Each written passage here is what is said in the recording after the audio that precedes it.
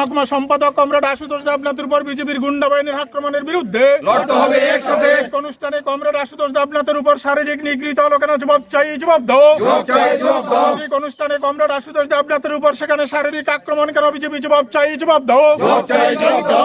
আমাদের পার্টির শান্তিরবাজার মহকুমা কমিটির সম্পাদক এবং আমাদের পার্টির রাজ্য কমিটির সদস্য কমরেড আশুতোষ দেবনাথ, তার বাড়ি শান্তিরবাজার মহকুমার এই নাথ কলোনিতে।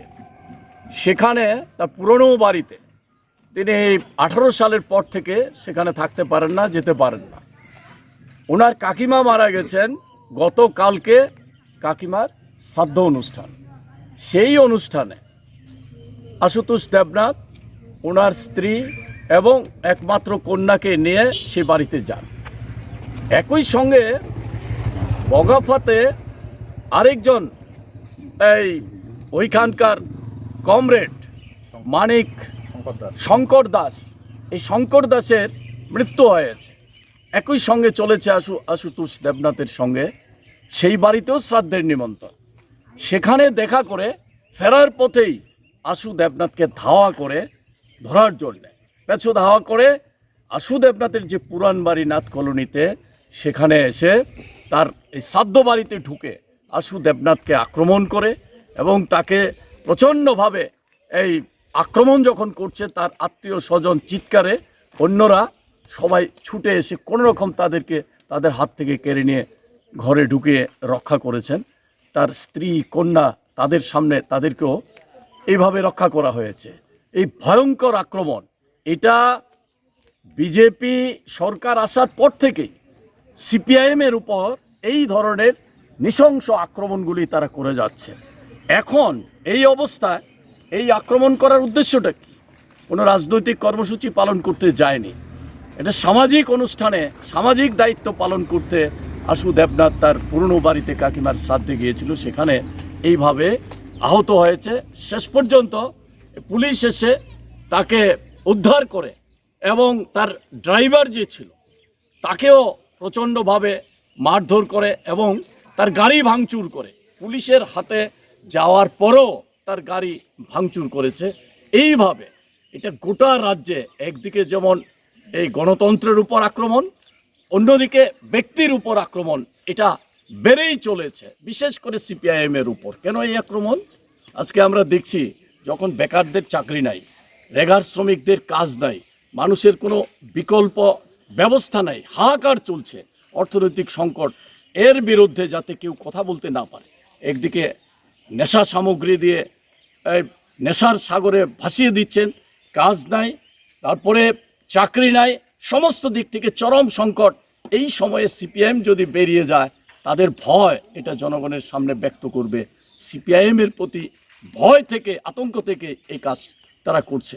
এই যে সুশাসনের কথা বলে, এত জনসমর্থনের কথা বলে, এত জনসমর্থনেই যদি থাকতো, তাহলে সিপিআইএমের উপরে আক্রমণ কেন? আর এই মুখ্যমন্ত্রী সুশাসনের কথা বলছে।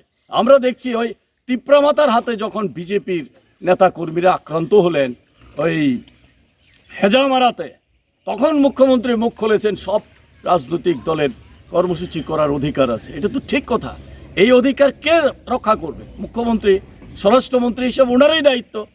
ওনার দলের লোকেরা যখন আক্রান্ত হলেন তখন বললেন, আর ওনার দলের কর্মীদের দ্বারা যখন সিপিআইএম আক্রান্ত হয়, বিরোধী দল আক্রান্ত হয়, অন্যরা আক্রান্ত হয়, তখন তো একটি কথাও বলে না, একটা পদক্ষেপও নিচ্ছে না।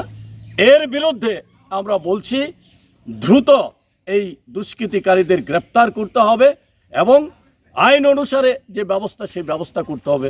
মানুষের নিরাপত্তা এবং গণতান্ত্রিক অধিকার প্রতিষ্ঠিত করতে হবে।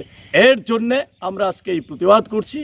আমরা গোটা এই জেলা জুড়েই এই প্রতিবাদ সংগঠিত হবে এবং সমস্ত গণতান্ত্রিক মানুষকে এই ধরনের আক্রমণের বিরুদ্ধে প্রতিবাদে সামিল হওয়ার।